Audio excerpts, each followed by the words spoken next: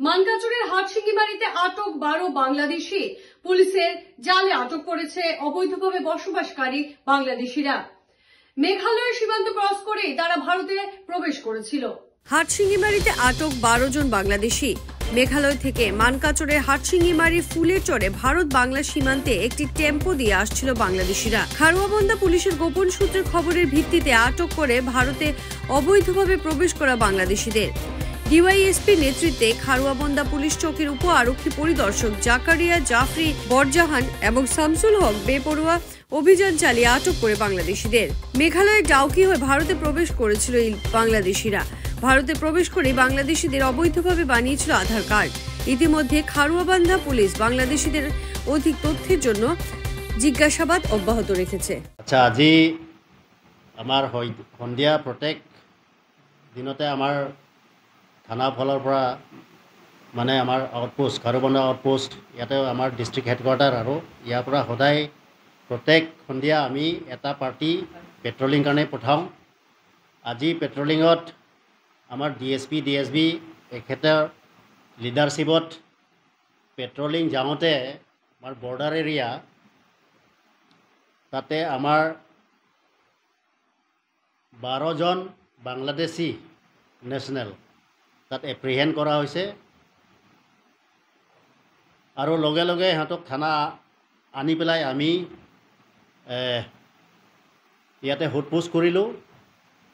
এন্তে প্ৰায়ভাগ কৈছে যে আমি মেঘালয়া ডাউকি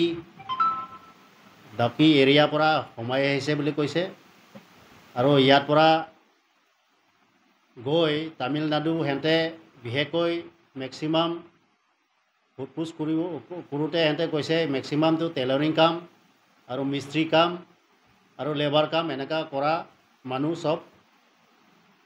কিন্তু সিহঁতে কোৱা মতে আজিকালি কাম কাজ ইমান নাই, সেইকাৰণে আমি ঘূৰি আহিছোঁ বুলি কৈছে।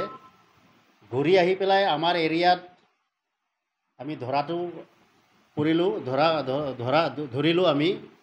তাৰপাছত সিহঁতে এইটোৱে চেষ্টা কৰিব বা চেষ্টা কৰি আছে যাতে ইয়াত ক'ৰবাত ইণ্টাৰনেশ্যনেল বৰ্ডাৰ ক'ৰবাত পৰছ এৰিয়া মানে য'ত মানে ছিকিউৰিটি নাই এইখিনি জেগাটো চাই পেলাই সিহঁতে আকৌ বাংলাদেশ ফালে ক্ৰছ কৰিবলৈ কাৰণে সিহঁতে চেষ্টা কৰি আছে। এই সময়তে আমাৰ মানুহ সিহঁতক পাই পেলাই ধৰি লৈ আনিছে।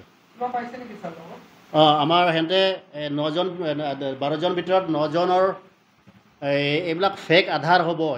এইবিলাক আমি ৰাখি থৈ দিছোঁ, চিজ কৰি থৈ দিছোঁ। এইটো বাকী তেনেকুৱা ইম্পৰ্টেণ্ট ডকুমেণ্টছ একো পোৱা নাই এতিয়ালৈকে। তথাপি আমি তেনে চাৰ্চ কৰি আছে, যিমানখিনি বেগ আছে চাৰ্চ কৰিলোঁ। ইমানখিনি 12 জন ভিতৰত 9 জন ফেক আধাৰ কাৰ্ড আছে, বাকী 3 জন পোৱা নাই। সিহঁতে কোৱা মতে আমি আকৌ বাংলাদেশ ফালে ঘূৰি যাম বুলি এইফালে আহিছে বুলি কৈছে। আৰু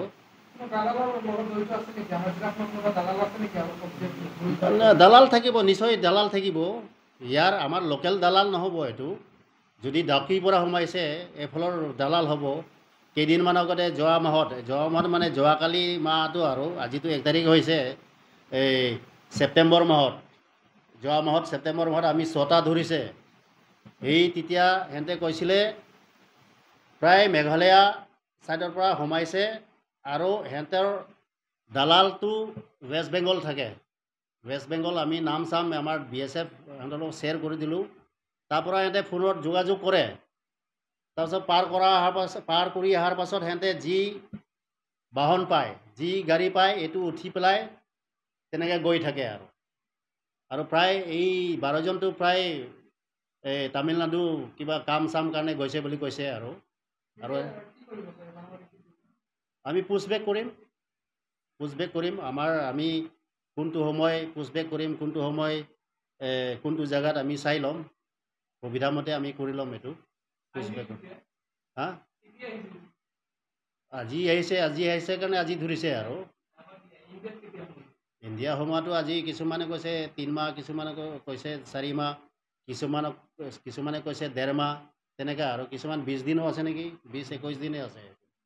যে কোনো খবরের জন্য যোগাযোগ করুন 7099017330 এবং 7099017110 নম্বরে।